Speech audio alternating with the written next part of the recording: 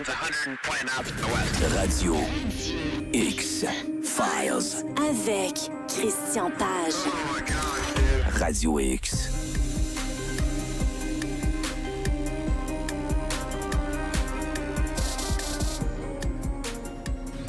My name is Scott Wolter, and I'm a forensic geologist. I spent years studying mysterious symbols, relics, and ancient artifacts. If history was written by the winners, the most interesting parts were written by those with something to hide. Is this secret society doing something nefarious? I don't think it exists. I disagree. America Unearthed. Season premiere next Saturday at 9 on H2. More to History. Mesdames et messieurs, bienvenue dans les radios X-Files de ce vendredi soir où on va parler de l'histoire, entre autres. Christian Page, bon vendredi, bonsoir. Bon vendredi à toi aussi. Comment oui, vas-tu? Oui. Ça va bien, ça va bien. Passez une belle semaine, tout ça, oui.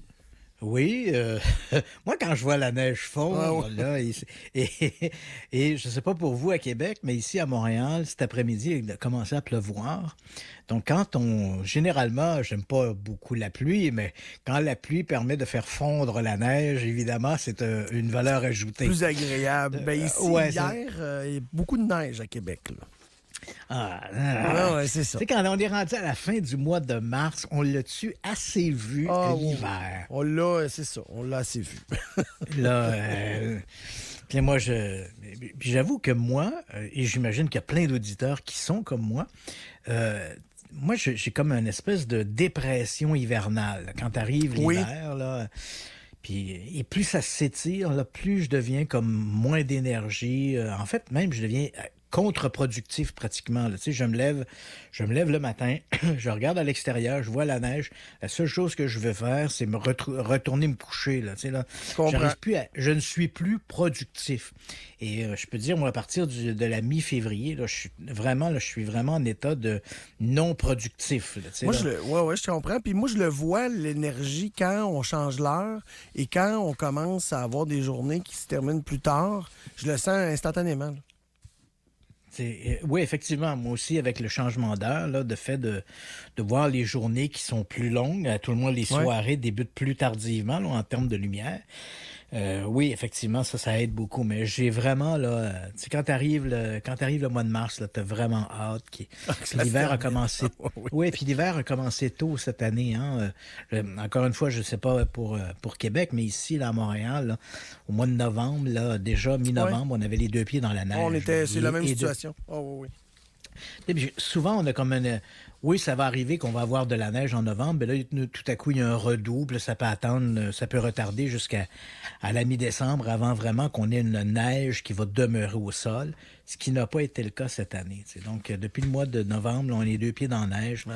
J'en ai plein le pompon. On est deux. Oui. Deux et certainement beaucoup de gens qui nous écoutent aussi, qui sont de cet avis. Donc, oui, effectivement, j'ai passé une semaine correcte, mais effectivement, là, les bulletins météo, la température qui s'améliore, la neige qui fond, ça, c'est sûr que ça me donne un petit coup de fouet. Donc, comme je disais en ouverture, on va parler d'histoire ce soir dans les radios X-Files. Et avec un premier sujet qui est particulier, en fait, qui m'a fait sourire. Est-ce que Jésus est un extraterrestre? Oui, en fait, de façon plus générale, quand on regarde l'univers du mystérieux et de l'étrange, s'il y a un sujet qui est mal mené, c'est bien l'histoire. Et quelque part, je peux comprendre ça. C'est-à-dire que je ne jette pas la pierre là, instantanée ou je ne jette pas le bébé avec l'eau du bain, mais quand j'étais plus jeune, adolescent, c'est vrai que les histoires où on nous racontait des aventures extraordinaires qui mettaient en situation des grands événements de l'histoire, mais revus et corrigés un peu avec une science proche de la science-fiction.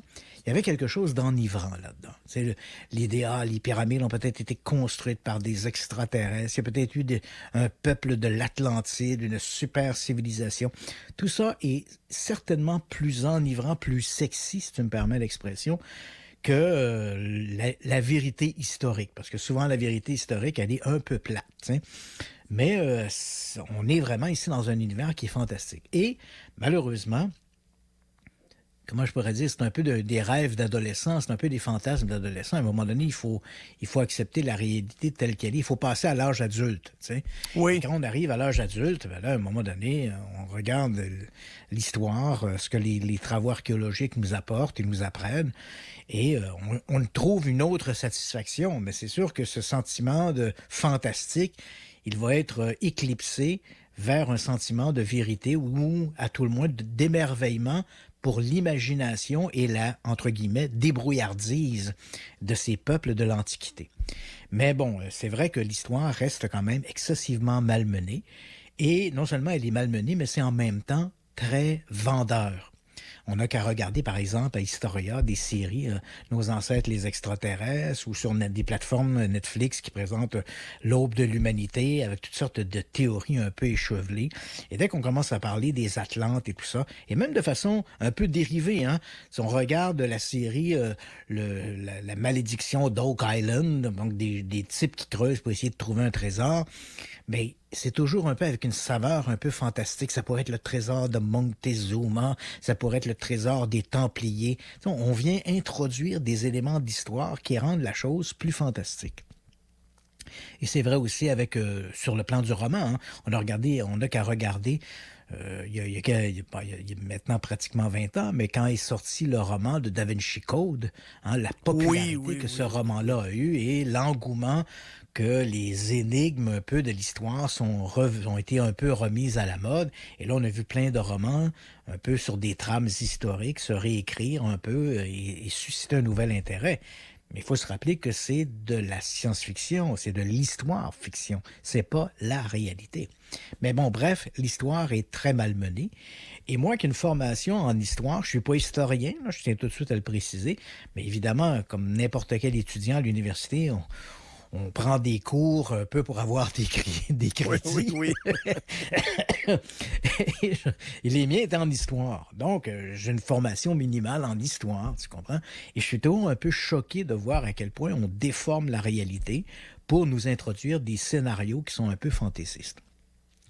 Et c'est un peu l'histoire de notre première nouvelle. Et en fait, c'est un peu l'histoire de toute notre émission de ce soir. C'est l'histoire, j'aurais pu intituler l'émission de ce soir « L'histoire malmenée ».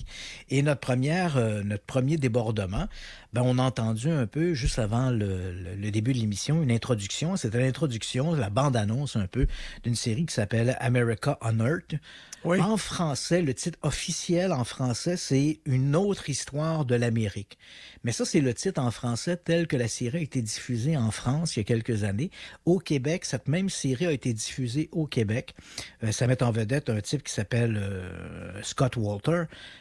Mais au Québec, je me rappelle, honnêtement, je me rappelle pas du titre, mais c'était pas ça. Le titre en français, au Québec, c'était comme Histoire secrète de l'Amérique ou un truc comme ça. Mais j'arrive pas à me rappeler quel était exactement le titre de la série lorsqu'elle a été diffusée à Historia. Mais officiellement, si on regarde dans les registres, ce que j'ai fait cet après-midi, officiellement, le titre en français de la version française, c'est Une autre histoire de l'Amérique. Et on suit, donc cette série a eu 4 saisons. On est aux alentours de 2010 à peu près. Et cette série est animée donc par Scott Walter qui se présente, lui, comme un géologue légiste. Et donc, on le suit et c'est un partisan d'une espèce d'histoire cachée.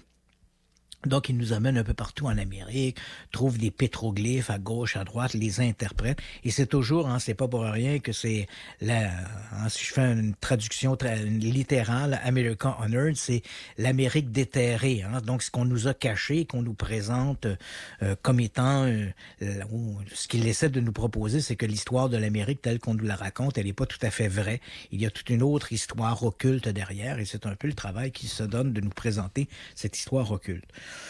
Bon, et c'est un peu le personnage de notre première nouvelle de ce soir. Il faut quand même, je tiens à préciser quand même que si Walter se présente comme un géologue légiste, il dit également qu'il détient une maîtrise en géologie de l'Université du Minnesota. C'est faux.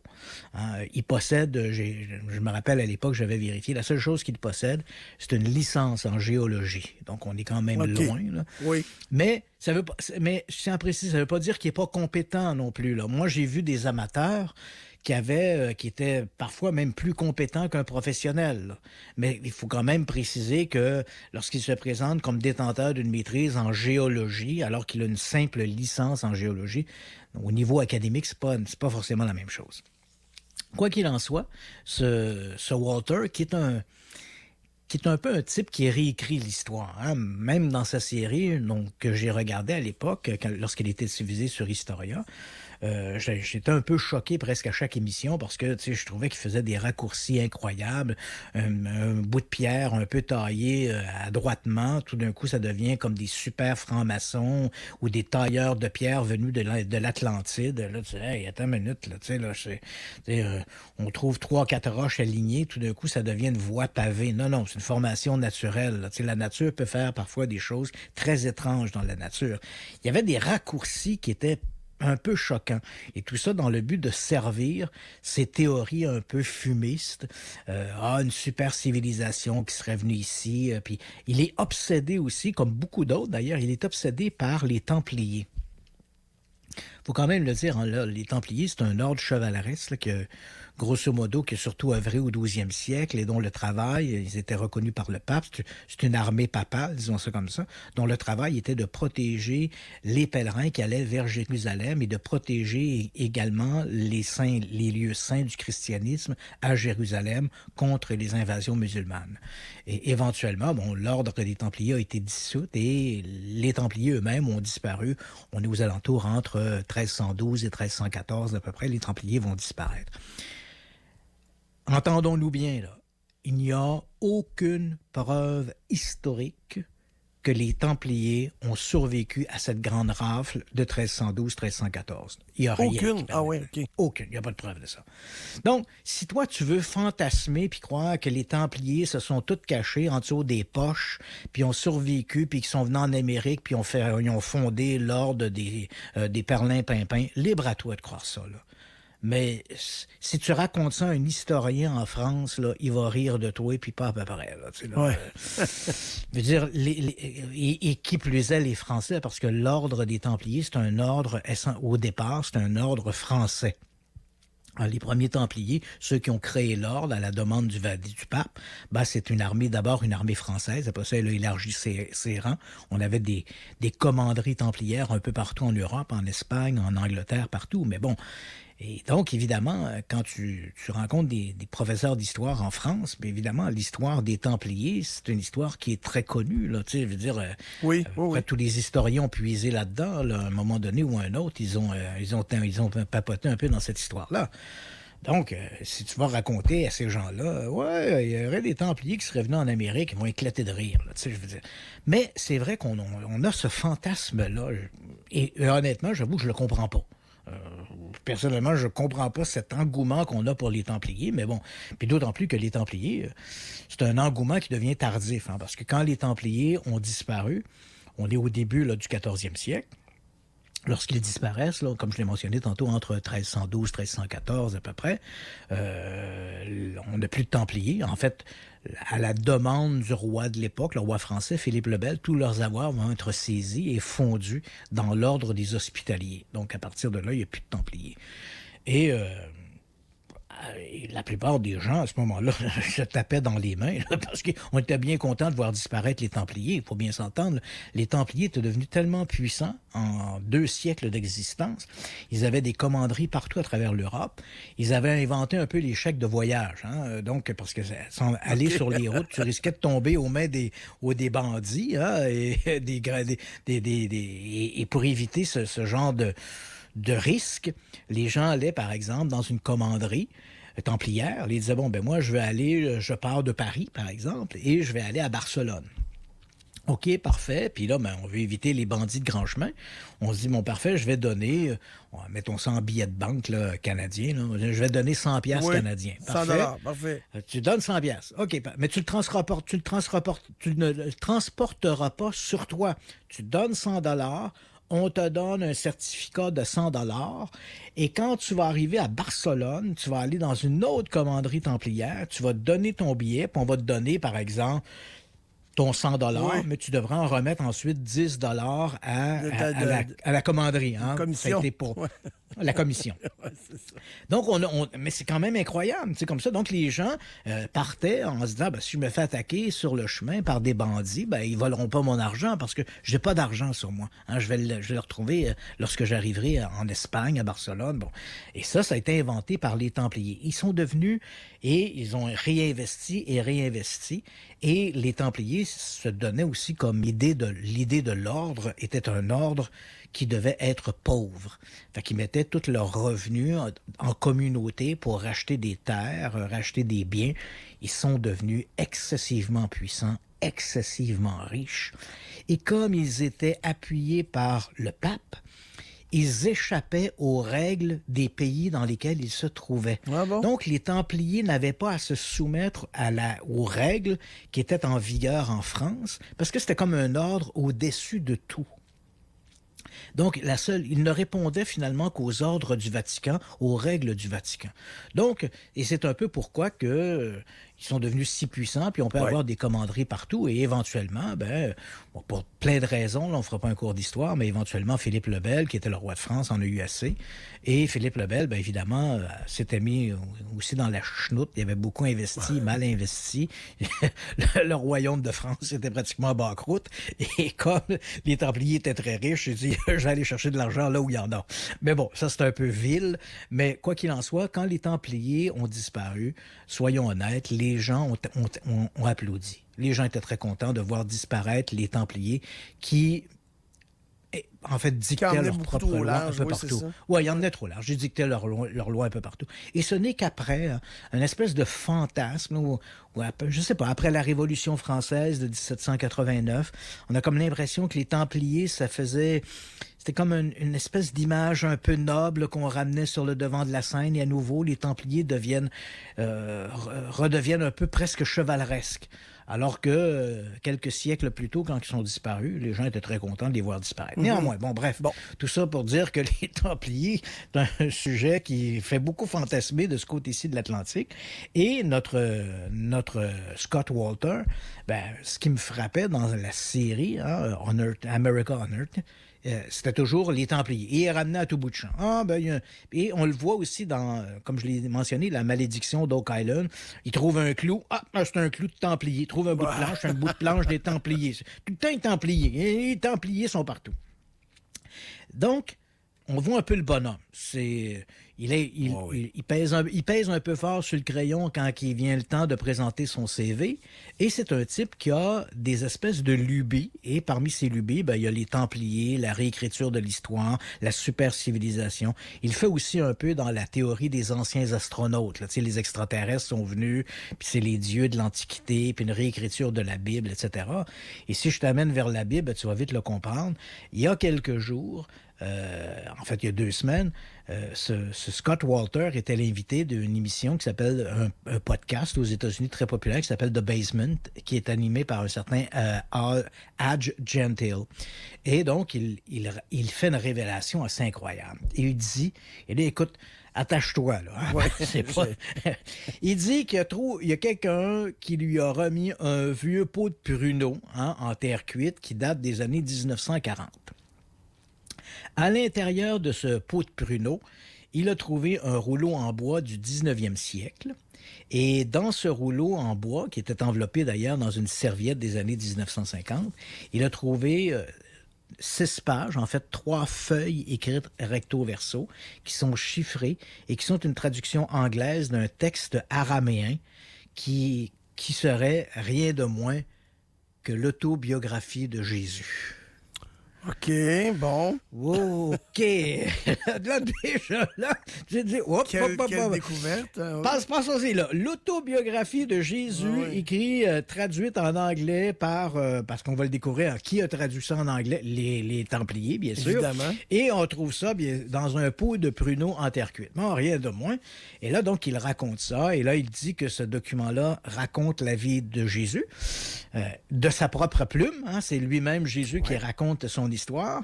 Il annonce d'ailleurs son retour pour le 6 juin 2026 à 18h. Donc, c'est cette année, parfait. Oui, et si tu fais le compte, le 6, c'est le 6. Le mois de juin, c'est le 6e mois. Et comme il revient à 18h, c'est 6h de l'après-midi. Ça fait 6. Bon, il faut voir, il y a des signes partout. Hein?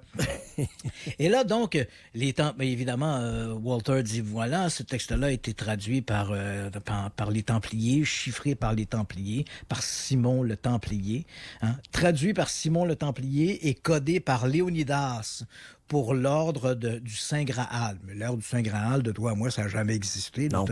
Non, c'est l'ordre de Perlin-Pimpin. Là. Bon, OK. Et là, il nous raconte toutes sortes d'histoires que Jésus, là-dedans, révèle dans son autobiographie qu'il est un extraterrestre. qu'il est un extraterrestre. En fait, il est un être hybride, mi-humain, mi-extraterrestre. Et là, écoute, je peux pas croire que je suis en train de te raconter ça, mais c'est d'une telle absurdité. Ben, c'est ça. Donc, Jésus dit qu'il est un hybride mi-humain, mi-extraterrestre, et que c'est sa partie humaine, finalement, qui a été crucifiée. Et après qu'il a été crucifié, son corps a été amené dans un tombeau, qui est le tombeau de Talpiot.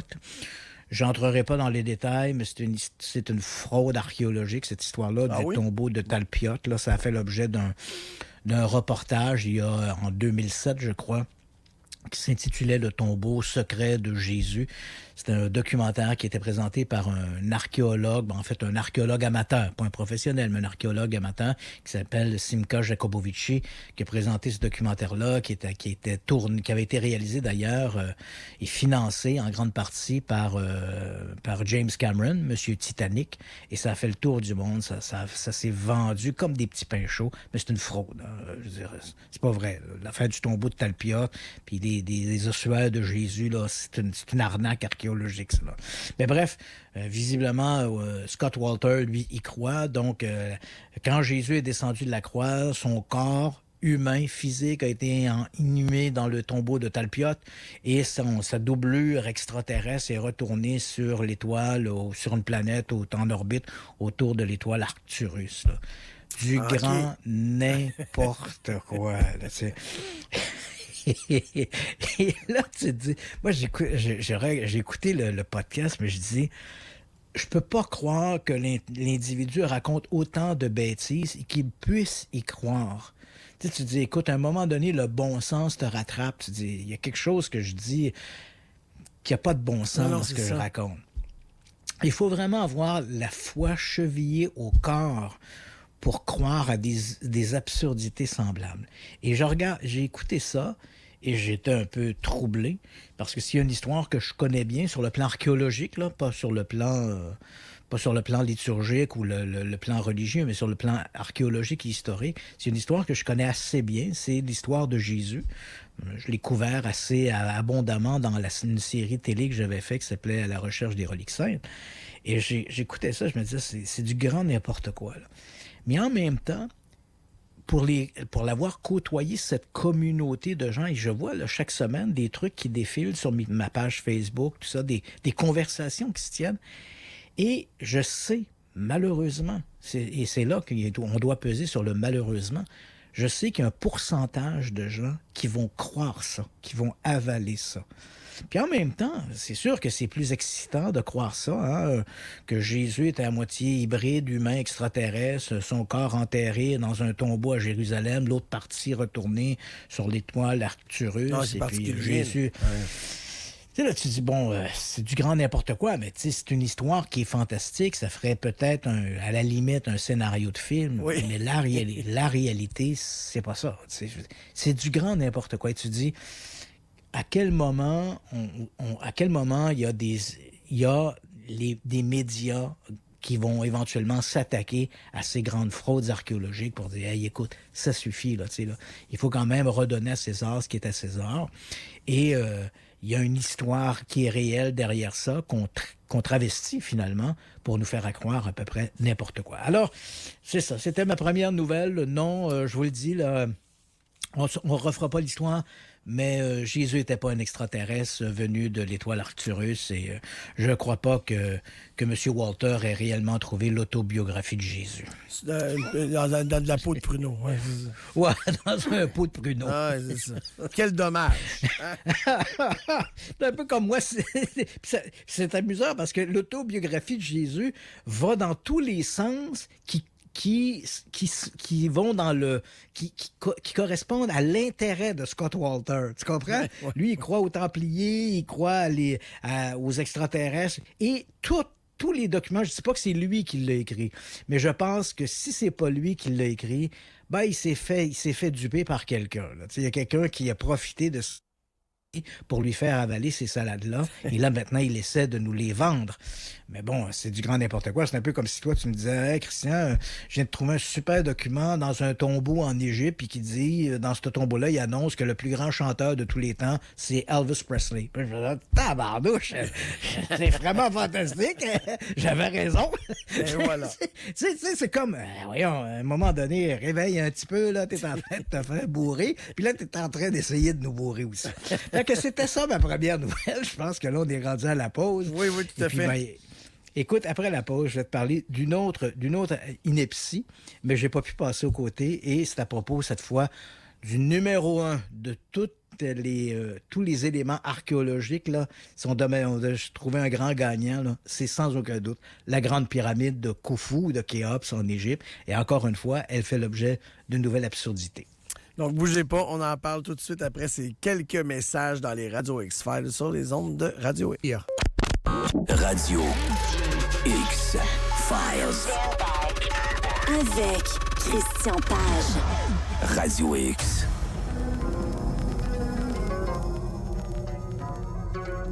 On est de retour dans les radios X-Files sur les ondes de choix en ce vendredi soir. On a appris avant la pause que Jésus n'est pas ou n'était pas un extraterrestre. Et là, tu me disais, Christian Page, qu'on allait parler de la Grande Pyramide. Voilà, parce que s'il y a un sujet qui fascine les gens, autant ceux qui croient à des théories un peu fantaisistes, mais autant ceux qui s'intéressent à l'histoire, qui devient quelque part un incontournable, c'est bien sûr la Grande Pyramide de Khufu ou de Khéops, si on prend le nom en grec, qui est la plus grande pyramide qui se trouve sur le plateau de Gizeh en Égypte, là, juste à côté du Caire. En fait, c'est en banlieue du Caire. Et donc là, on a et elle fait l'objet de toutes sortes de spéculations un peu fantaisistes. Et c'est vrai que c'est... Puis j'avoue, je prends 2 minutes pour te dire ça, Nick.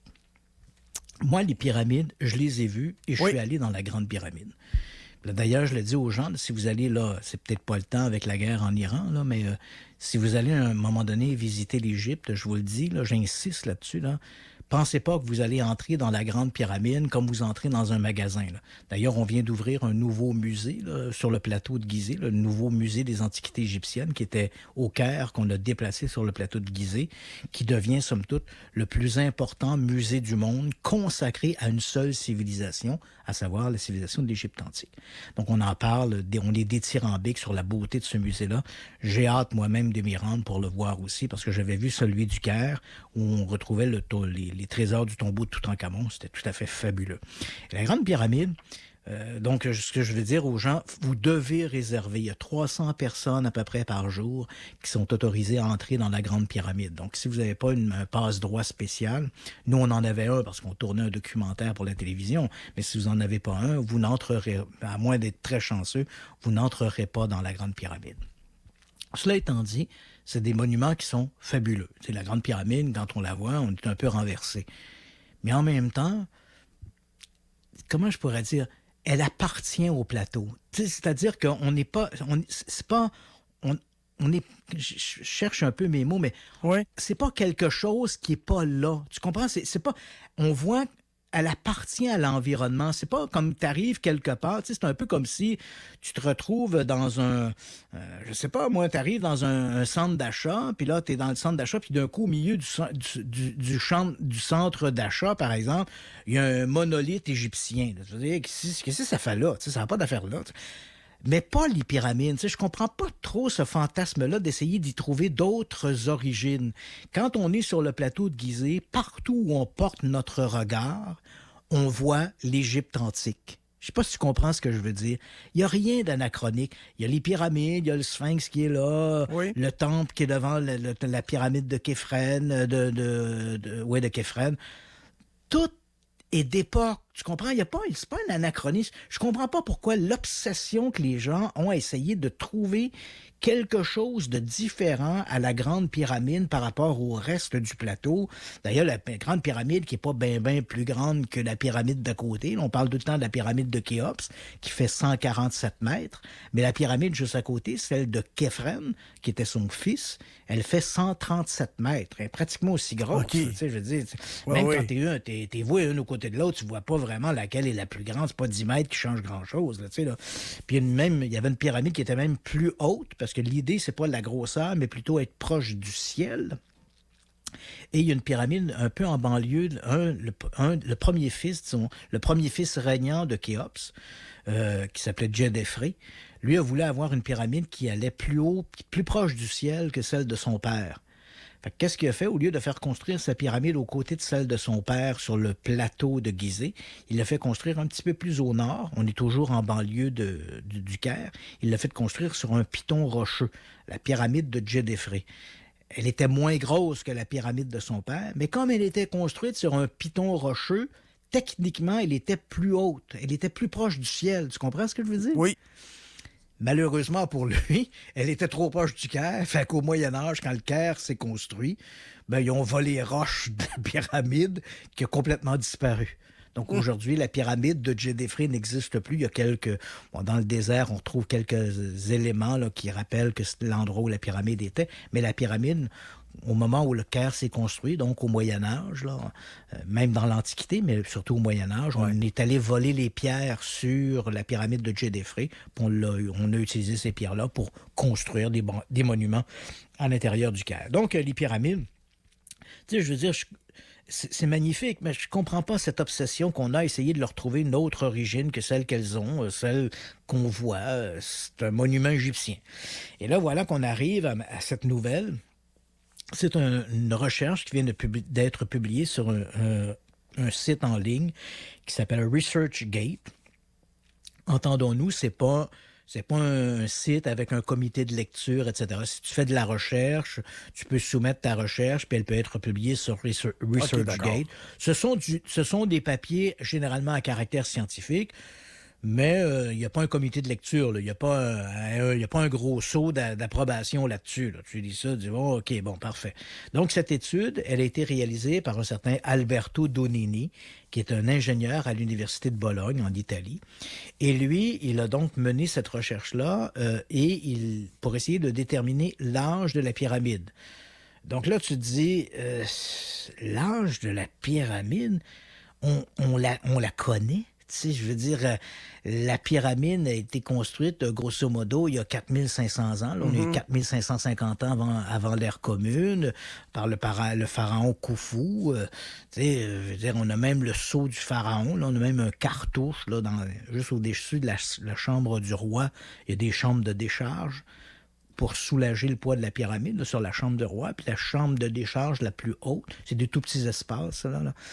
Il y a un cartouche des ouvriers de l'époque, un cartouche qui se lit les compagnons de Khéops ou de Khufu. Là. Les compagnons de Khufu, c'était le nom de cette petite communauté de travailleurs. On a le cartouche, là, on sait que on connaît le règne du pharaon Khufu, là, grosso modo, c'est 2550 ans avant le Christ. Donc, tu dis, bon, essayer de déterminer l'âge de la pyramide, on la connaît. C'est un peu comme si tu te promènes à Québec, puis tu vois un monument, un gros monument dans le centre-ville de Québec, je sais pas, Château Frontenac, puis tu vois au-dessus de la porte, là, c'est marqué 1881, puis tu dis, on va faire des tests ADN pour essayer de déterminer l'âge du monument. Gare, lève tes yeux, c'est marqué au-dessus de la porte, 1881. C'est aussi simple que ça, là. Je veux dire, à un moment donné, c'est absurde. Mais bon, bref, ce Alberto Donini, faut-il le dire, c'est pas un historien, c'est pas un archéologue, lui a décidé de regarder l'érosion de la pierre. Il regarde la pyramide. Évidemment, elle s'est érodée. Hein? Elle a, grosso modo, elle a 4500 ans, cette pyramide-là. Il dit, bon, je vais regarder de quelle façon la pierre a été érodée pour essayer de déterminer son âge. Jusqu'ici, là, je comprends pas cette démarche-là. Je l'avoue, là, je la comprends pas. Comme je te dis, t'as pas besoin de faire ça. Lève tes yeux, regarde au-dessus de la porte, c'est marqué 1881. La date est là, là. Cherche pas, là. Tu sais, on le sait, là. Mais non, il décide de regarder de quelle façon la pierre a été érodée. Et il regarde la pierre, comment s'est passée l'érosion sur la pierre de la pyramide. Et il compare cette érosion sur la pierre de la pyramide à de l'érosion de la pierre qui se trouve autour. Hein, parce qu'on a tout un chantier, il y a plein de roches autour. Il regarde, il dit, mais de quelle façon ces pierres autour, dans l'environnement, ont été érodées par le temps, par l'eau, la pluie et tout le reste. Et il regarde ensuite le monument lui-même, la grande pyramide, en disant, ben voilà comment cette pierre-là a été érodée. Et là, il arrive, il se dit, tiens, selon son calcul à lui, qu'il évalue d'ailleurs à 68 %. Hein, il dit, je suis sûr de mon affaire à 68 %. Ah, et pas 100 %, c'est quand même 68 %. Il dit, à mon avis, il dit, l'âge de la pyramide, les archéologues ont tout faux. Hein, c'est pas ça. L'âge de la pyramide, et là, attache-toi, là, c'est 8700 à 37 000 ans avant l'ère commune. Tu te rends compte, là? Okay. Je le répète, là. 8700 ans, entre 8700 ans et 37 000 ans avant l'ère commune, avec un âge moyen de 22 000 ans. C'est... OK. OK. Et là, tu dis, il y a quelque chose qui va pas. Et lui, il dit, parce qu'en fait, là, la pyramide, elle a été construite, il ne remet pas en question que c'est le pharaon Khufu qui a fait construire la pyramide, mais sa prétention, c'est de dire que la pyramide était... En fait, le pharaon Khufu ne l'a pas vraiment fait construire, il s'est simplement approprié le monument. Donc, le monument était là, il l'a renippé un peu, mais il avait été construit par une super civilisation dans le passé. Le pharaon Khufu le réadapte un peu pour le mettre au goût du jour, fait un peu de restauration et se fait inhumer à l'intérieur de la pyramide. Il faut s'asseoir 2 secondes là, pour se dire, là, ça, c'est de l'absurdité, là, c'est de la haute voltige, quand même. Parce que dans un premier temps, comme je l'ai mentionné, il n'y a aucun doute sur la pyramide, il n'y a aucun doute sur qui l'a fait construire. Ouais. Et ce que les gens ne savent pas, hein, quand on parle de pyramide, et ça, c'est important de le préciser, les gens, dès qu'on dit pyramide, les gens voient immédiatement les 3 grandes pyramides qui sont sur le plateau de Gizeh. Mais il faut savoir que ces 3 pyramides, qui sont trois membres de la même famille, là, le père, le grand-père, en fait, Khufu, le père Khéphren et le fils qui est Mykérinos. Donc, on voit ces 3 générations, là. Le grand-père, le père puis le fils. Mais ces 3 pyramides-là, évidemment, c'est le site le plus visité en Égypte. Hein. C'est l'attraction numéro 1, elle est juste au côté du Caire, et ces pyramides-là sont tout à fait magnifiques. La plus haute, comme j'ai mentionné, celle de Khéops, celle de son fils ensuite Khéphren, et celle du fils de Khéphren et petit-fils de Khéops, qui est Mykérinos, qui elle est beaucoup plus petite. Mais en réalité, en Égypte, il existe 80 ou 100 pyramides ailleurs en Égypte. Ce n'est pas les seules. Il y en a beaucoup de pyramides en Égypte. La plupart sont très abîmées. Même dans certains cas, il ne reste que quelques pierres au sol. La pyramide a complètement disparu avec le temps. Mais des pyramides, il y en avait beaucoup en Égypte. Et ce que les gens ne savent pas, c'est que la pyramide de Khéops, que l'on voit, appelons-la la grande pyramide, cette grande pyramide, elle est l'aboutissement de tout un développement architectural qui n'est pas propre à cette pyramide-là. Okay. Tu comprends? C'est pas... Tu sais, si le monument existait, là, non. C'est l'aboutissement de quelque chose avant, là, si on recule avant le pharaon Khéops, on recule de 1000 ans en arrière, les premiers pharaons, lorsqu'ils ont commencé à se faire construire des tombes, hein, sur le plan architectural, et là, je m'excuse auprès des historiens ou des archéologues qui nous écoutent parce que je vais faire quelques raccourcis, mais quand ils ont commencé à se faire construire leur première tombe était comme une espèce de structure en pierre, une simple plateforme en pierre qu'on appelait un mastaba, qui veut dire d'ailleurs un banc. Hein? On l'appelle ça le banc. Donc le mastaba, c'est comme une espèce de structure en pierre. Le pharaon était mis là-dedans. Et là, éventuellement, arrive un pharaon qui, lui, s'appelle Djoser, qui est un peu imbu de lui-même. Puis là, il se dit, moi, je veux pas qu'on me bâtisse un mastaba comme n'importe qui. Je veux que ce soit plus impressionnant. Alors là, il y a un de ces architectes qui dit, au lieu de te construire un mastaba, on va en empiler. On va en empiler 5-6 l'un par-dessus l'autre. Hein? Un peu comme les enfants, hein? Avec les jeux de cartes, on fait une espèce de plateforme, une plus petite par-dessus, puis une plus petite, puis une plus petite, puis une plus petite. Fait que lui, il se dit, on va faire ça. Fait que comme ça, on va empiler 5-6 mastabas. Puis là, écoute, ça va être génial.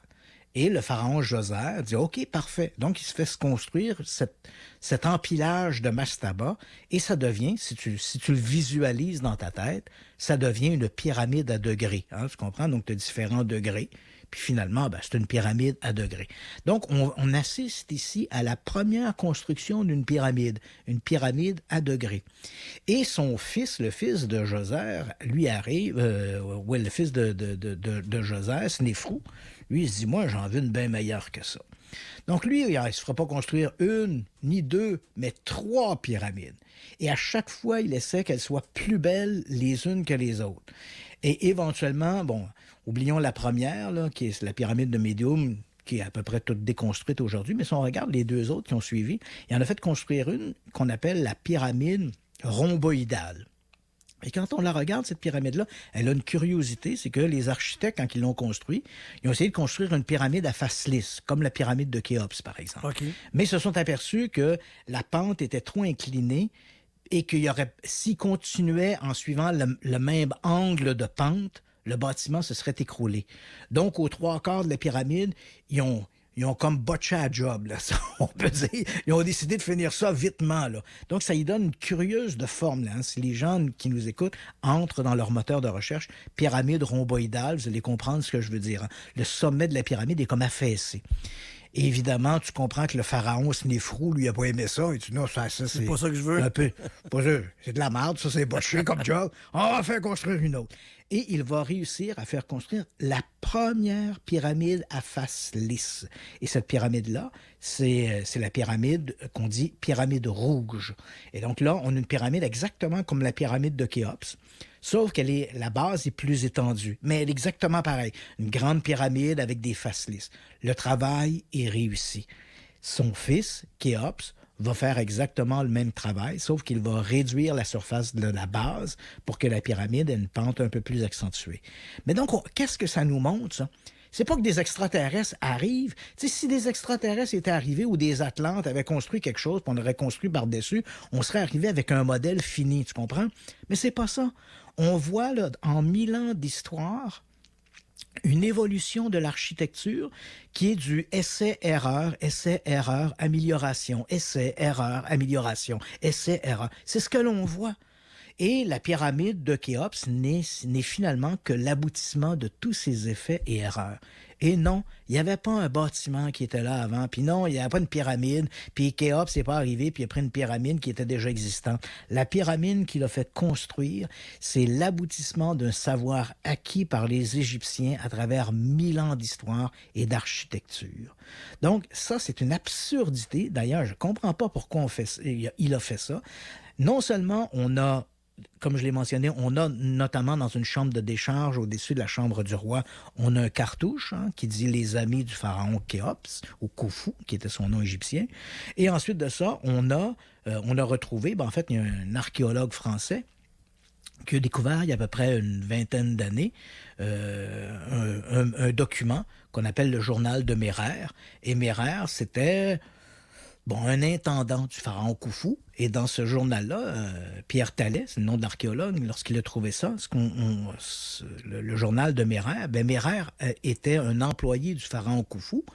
Puis il a écrit là-dedans comment il allait acheter des blocs. Hein, tu comprends? Il dit, mardi matin, on est allé au chantier, on a acheté 10 blocs, on les a mis sur un bateau. Et raconte ça, là. Hein? On a un document écrit de quelqu'un qui était là, qui travaillait au chantier, en fait, qui était l'intendant du chantier. Prenait des notes. Écoute, prenait des notes. On l'a, le document. Le document écrit du gars qui construit un bâtisse.